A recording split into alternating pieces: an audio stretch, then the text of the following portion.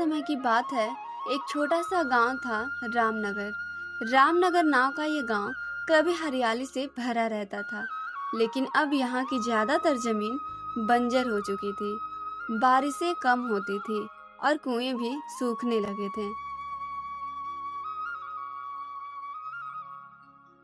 और ज्यादातर लोग पलायन कर रहे थे। गांव में निराशा छाई थी, जैसे कोई गहरी उदासी छा गई हो। गांव के लोग चौपाल पर इकट्ठा हुए हैं। उनके चेहरों पर चिंता साफ दिख रही थी।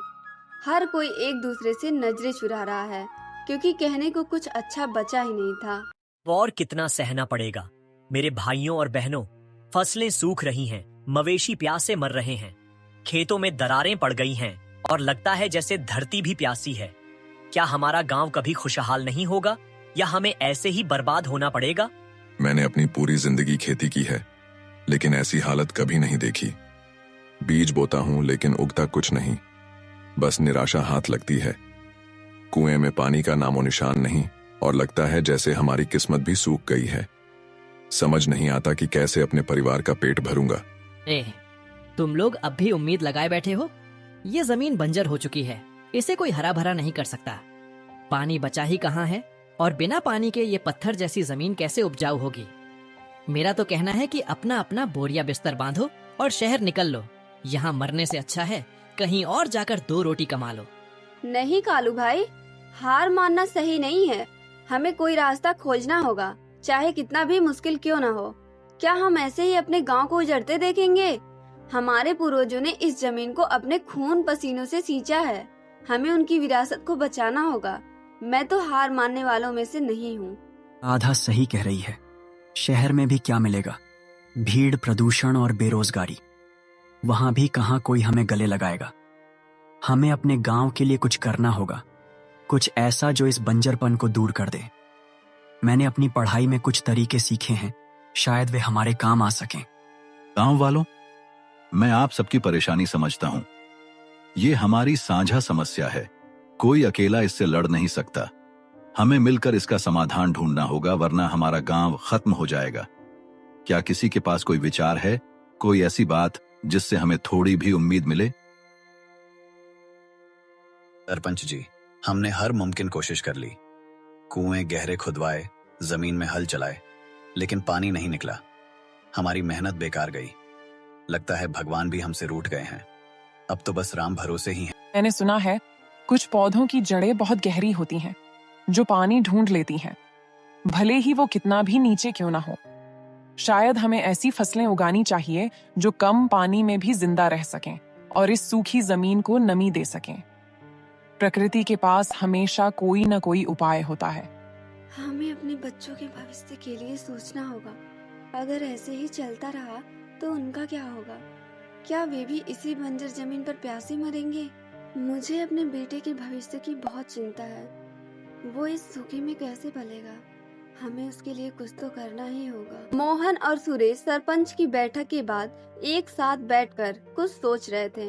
उनके चेहरों पर कुछ दृढ़ संकल्प साफ झलक रहा था। सुरेश, तुमने शहर में पढ़ाई की है, इंजीनियरिंग की डिग्री ली है। क्या कोई ऐसी तकनीक नहीं है जिससे हम इस बंजर जमीन को उपजाऊ बना सकें?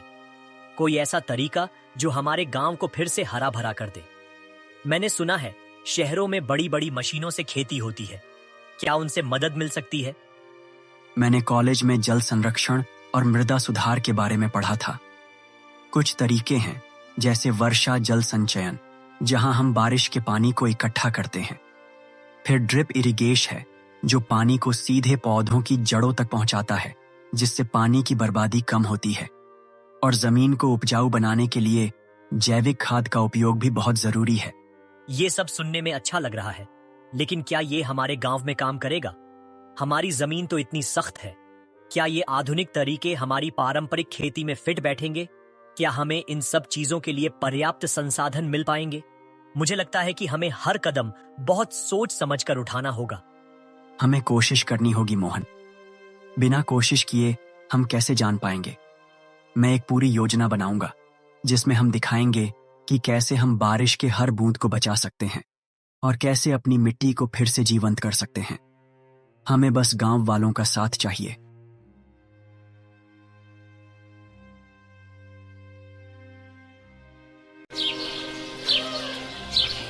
अगले दिन सुरेश गांव वालों के सामने अपनी विस्तृत योजना प्रस्तुत करता है। हर कोई ध्यान से उसकी बात को सुन रहा होता है। देखिए, हम गांव के चारों ओर छोटे छोटे तालाब बना सकते हैं जहां बारिश का पानी इकट्ठा होगा। इससे भूजल बढ़ेगा और हमारे कुएं फिर से भर जाएंगे। हम फसलों के लिए ड्रिप इरिगेशन का इस्तेमाल कर सकते हैं, जिससे पानी की बर्बादी बिल्कुल नहीं होगी, क्योंकि पानी सीधा पौधों की जड़ों तक पहुंचेगा। और जमीन को उपजाऊ बनाने के लिए हमें रासायनिक खादों की जगह जैविक खाद का उपयोग करना होगा, जो मिट्टी को पोषण देगी और उसे फिर से उपजाऊ बनाएगी। तालाब, ड्रिप इरिगेशन, ये सब कहने में आसान है सुरेश, करने में नहीं। ये तो सिर्फ किताबी बातें हैं। इतना पैसा कहाँ से आएगा इन सब चीजों के लिए? क्या सरकार हमें मुफ्त में ये सब देगी? मुझे तो लगता है कि ये सिर्फ सपने हैं जो कभी पूरे नहीं होंगे। पैसा हम सब मिलकर इकट्ठा करेंगे, श्रम दान करेंगे। अगर हम सब मिलकर काम करें तो कुछ भी मुश्किल नहीं है। हर कोई अपना योगदान देगा, चाहे वो कितना भी छोटा क्यों ना हो। क्या हम अपने गांव के लिए इतना भी नहीं कर सकते हैं? सुरेश की योजना में दम है। हमें एक बार कोशिश करनी चाहिए।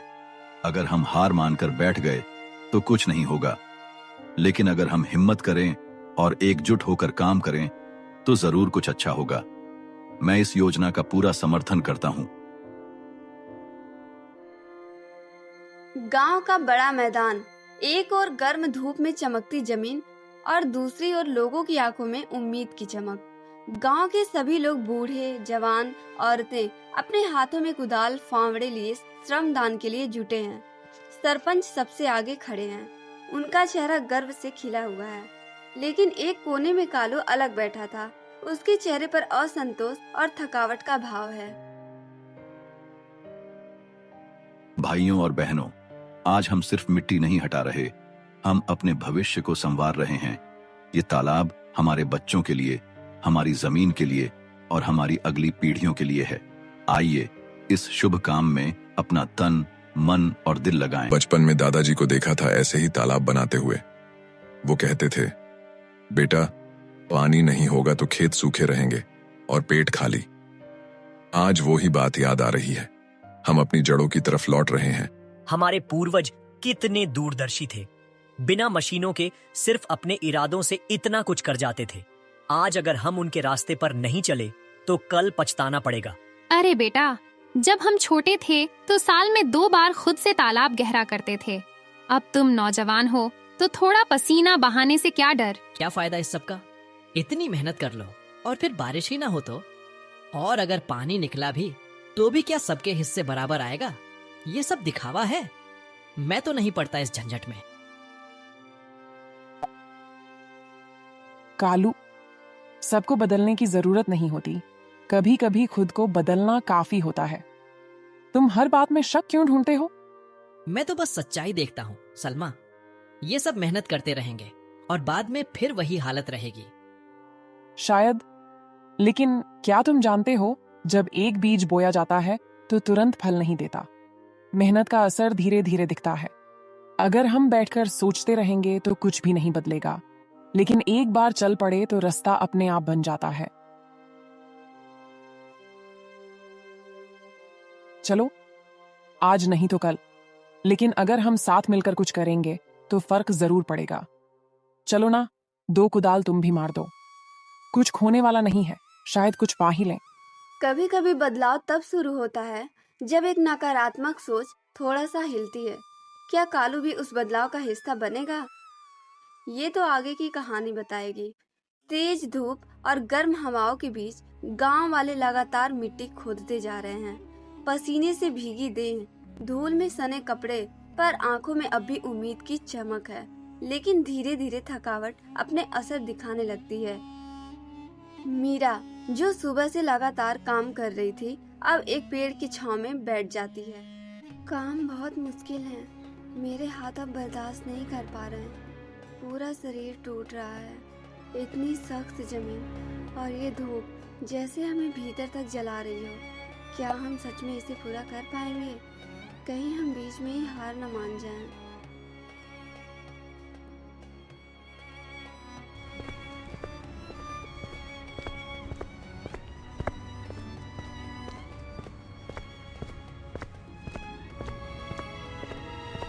बेटी, ये जो तू महसूस कर रही है वो हम सब महसूस कर रहे हैं, पर ये मत भूल, हर बड़ा काम करने में शरीर से ज्यादा दिल की ताकत लगती है। थकान आएगी, दर्द होगा, लेकिन मंजिल उन्हीं को मिलती है जो टिके रहते हैं। पर बिरजू काका, कभी कभी लगता है जैसे हमारी मेहनत का कोई अंत ही नहीं है, कोई गारंटी नहीं है कि तालाब में पानी आएगा। बस भरोसे पर ही तो चल रहे हैं। मीरा, अगर हर काम की गारंटी होती तो कोई मेहनत ही क्यों करता? भरोसा ही तो हमारी सबसे बड़ी ताकत है। जिस दिन हम भरोसा खो देंगे उस दिन हम सब कुछ खो देंगे।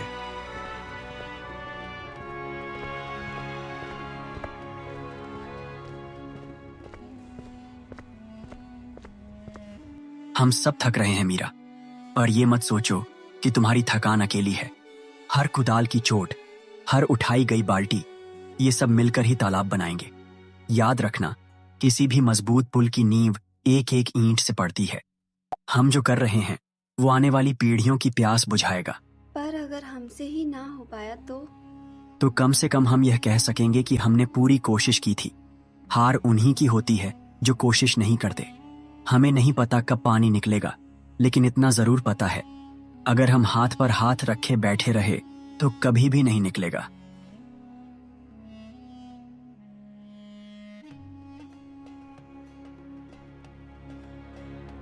आप लोग ठीक कह रहे हैं, दर्द तो है, पर हार मान लेना और बड़ा दर्द होगा। चलिए फिर से लग जाते हैं।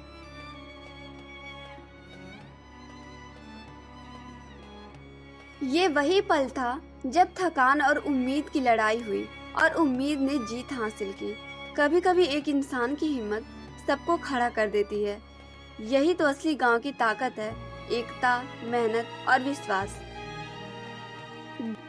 गर्म दोपहर की धूप अब और तेज हो चुकी है। पसीने से तरबतर गांव वाले तालाब की खुदाई में जुटे हैं।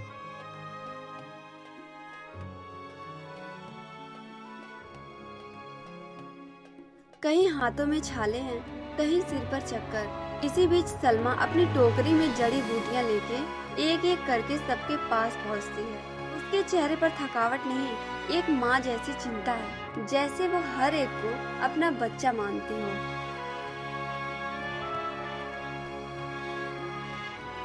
ले बेटी, ये तुलसी, नीम और चंदन के पत्ते हैं।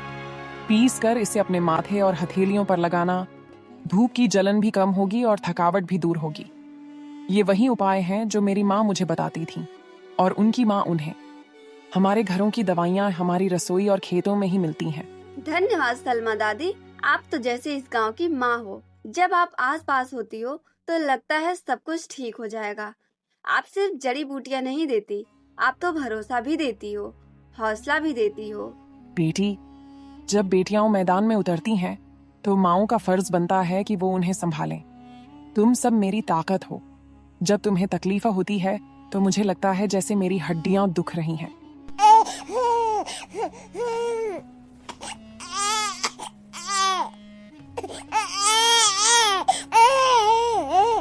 अरे शेर के बच्चे, रोते क्यों हो? देखो, ये एलोवेरा का रस है, लगा दूं तो ठंडक मिलेगी। सलमा, तू इस गांव की धड़कन है। जब सब थकने लगते हैं तू ही हमें चलने का हौसला देती है। धीरे धीरे कालू भी बदलाव महसूस करने लगा। वह देखता है कि गांव के लोग कितने समर्पित हैं और उसकी नकारात्मकता कम होने लगती है। ये लोग सच में इतनी मेहनत कर रहे हैं, इतनी धूप में, बिना किसी शिकायत के। मैं तो सिर्फ बातें बना रहा था। शायद मैं ही गलत था।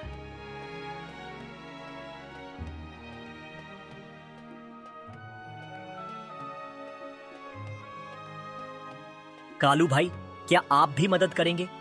हमें आपकी मदद की जरूरत है। आपकी ताकत से काम और जल्दी हो जाएगा। क्या आप भी हमारे साथ इस नई शुरुआत का हिस्सा बनना चाहेंगे? मुझे माफ करना मोहन, मैं गलत था। मैंने तुम लोगों को कम समझा। मैं भी तुम लोगों के साथ हूँ। आज से मैं भी अपनी पूरी ताकत से काम करूंगा। मुझे भी इस बदलाव का हिस्सा बनना है।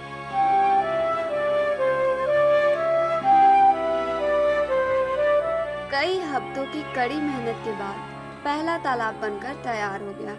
गांव में खुशी की लहर दौड़ पड़ी, जैसे कोई त्योहार मनाया जा रहा हो। ये हमारी एकता और कड़ी मेहनत का फल है। हमने दिखा दिया कि अगर हम सब एक साथ आ जाएं, तो कुछ भी असंभव नहीं है। ये तालाब सिर्फ पानी का स्रोत नहीं, ये हमारी उम्मीद का प्रतीक है। मुझे विश्वास नहीं हो रहा कि हमने ये कर दिखाया। जिस जमीन पर हमने कभी उम्मीद छोड़ दी थी, वहां आज पानी जमा हो गया है। ऐसा लग रहा है जैसे हमने कोई चमत्कार कर दिया हो। अब हमारी फसलें फिर से लहलहाएंगी।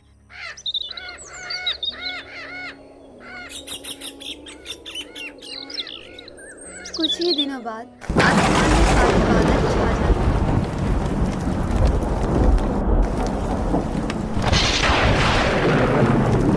और झमाझम बारिश होती है।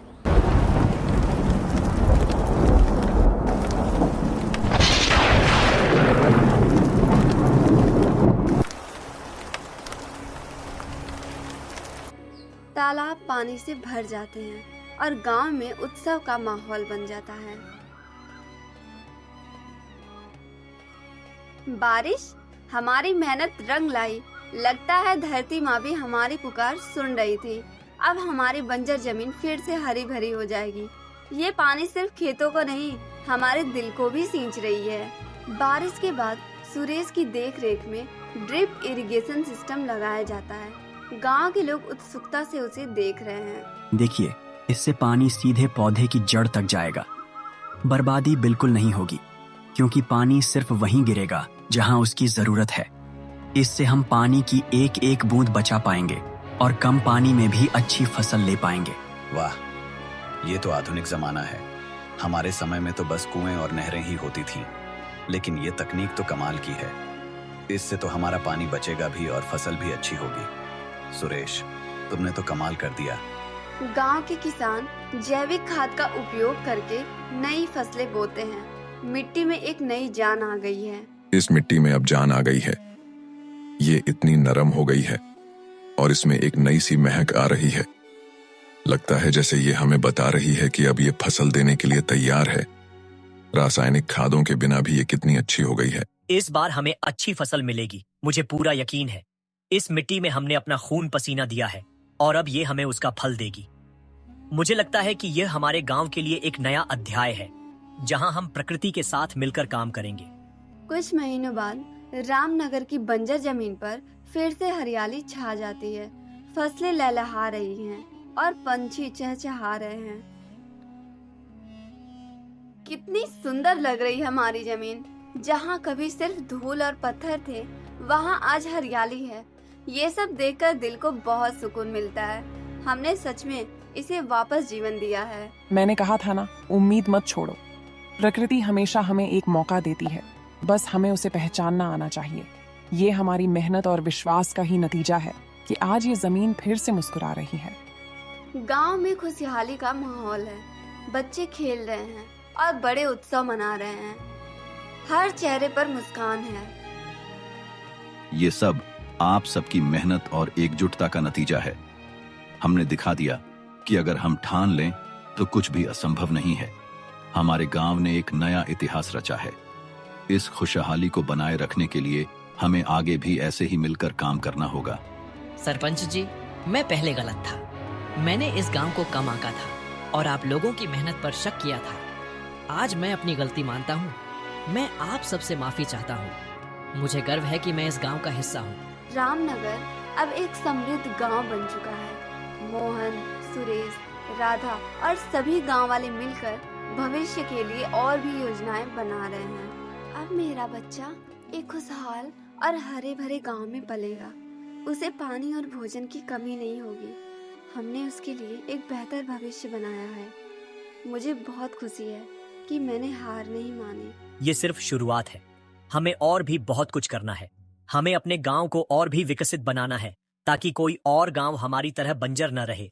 हम अपनी कहानी दूसरों को बताएंगे ताकि वे भी प्रेरणा ले सकें। रामनगर की कहानी हमें सिखाती है कि चाहे कितना भी मुश्किल क्यों ना आए, अगर हम एकजुटता, कड़ी मेहनत और सकारात्मक सोच के साथ काम करें तो किसी भी बंजर जमीन को हरा भरा बनाया जा सकता है।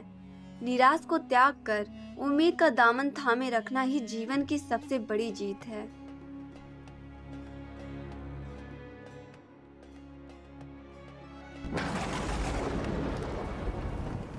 तो दोस्तों, कैसा लगा ये हमारा वीडियो?